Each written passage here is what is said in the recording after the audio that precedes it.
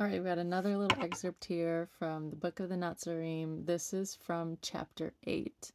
In the last video, I said it was from chapter 9, when all reality it was from chapter 4. I do have notes for chapter 9, but anyway, this is definitely chapter 8.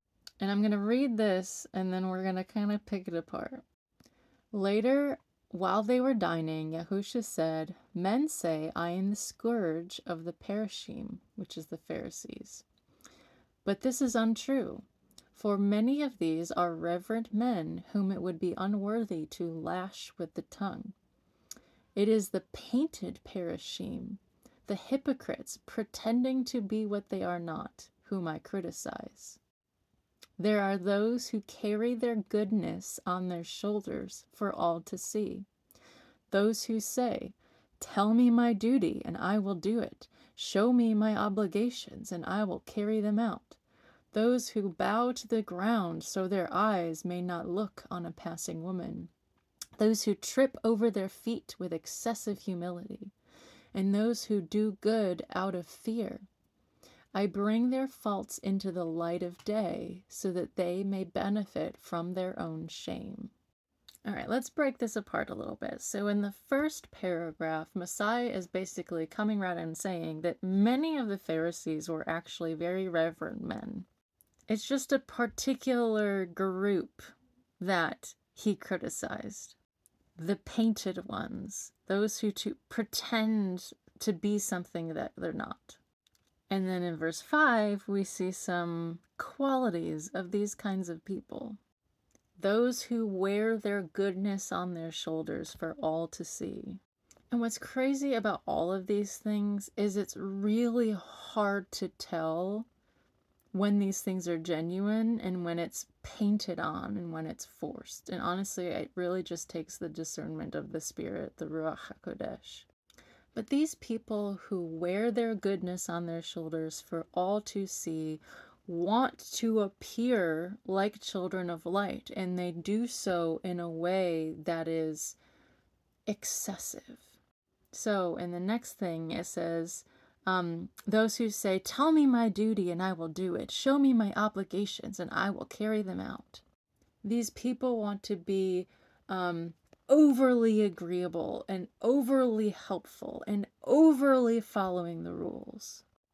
These are the same people that probably don't do those same standards of being obedient behind closed doors, but when people are watching, this is when that, "Show me what I must do and I will do it." Those who bow to the ground to avoid looking at a woman passing by. The Torah says not to commit adultery, and Messiah even brought it a step further that talks about not even lusting after a woman in your heart. But these people bow themselves down or avert their faces or make some external show to make sure that everybody else around pays attention to how they're avoiding lust and how they're keeping themselves pure. Rather than just being able to look at a woman without lust, they have to make a show of their purity. Those who trip over their feet in excessive humility. This one's interesting.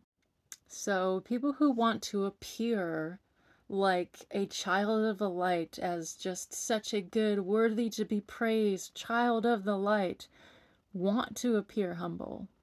Because honestly, humility should be one of those very noticeable defining traits of a child of the King. But these people, rather than truly having humility before the throne, they want to appear the most humble because it ends up giving them attention and recognition and glory and praise for being such a good child, for being just such a good representation of the Father. At the end of the day, it looks like humility, but it's about patting their own ego. And those who do good out of fear. And this is honestly something that I think is present in much of the Torah community. Not all of it, but a lot of it. These are Torah keepers and people who use Yahusha and Yahuwah and talk the talk, and they're learning Hebrew and all the things. But these are people who are prone to debating and correcting and stuff like that as well. People who try to follow the law out of fear. Because deep down they feel if they don't get it all right, or if they don't do good and they don't do these things, then they're going to miss out on something. And many, many Torah keepers try to keep the physical law and then judge other people and how they keep it. And it stems from fear. FOMO. Fear of missing out. Is not out of an understanding of the Father's heart and the Father's nature that leads to obedience and love. It's out of fear that they do good. They might give or do acts of charity, not because it's in their heart to want to do so, but because it's expected or part of the law. And just like there were Pharisees back then, there are Pharisees today who do good out of fear, who want to appear more righteous and holy and set apart than everybody else. People who are excessively humble because they want to appear humble, not because it's actually stemming from something inside. It's really hard to tell, but these are the wolves in sheep's clothing, because we're meant to be sheep, but their wool, their sheep essence is only skin deep. It's only on the outside. It appears very similar to real sheep, but it's only surface level and it's not stemming from inside. These are the people today that Messiah would have something to say about or say to. They are out there, and they are teachers and leaders and shepherds. Some disguised as just people in the body, but just be careful. Shalom, and I love you all.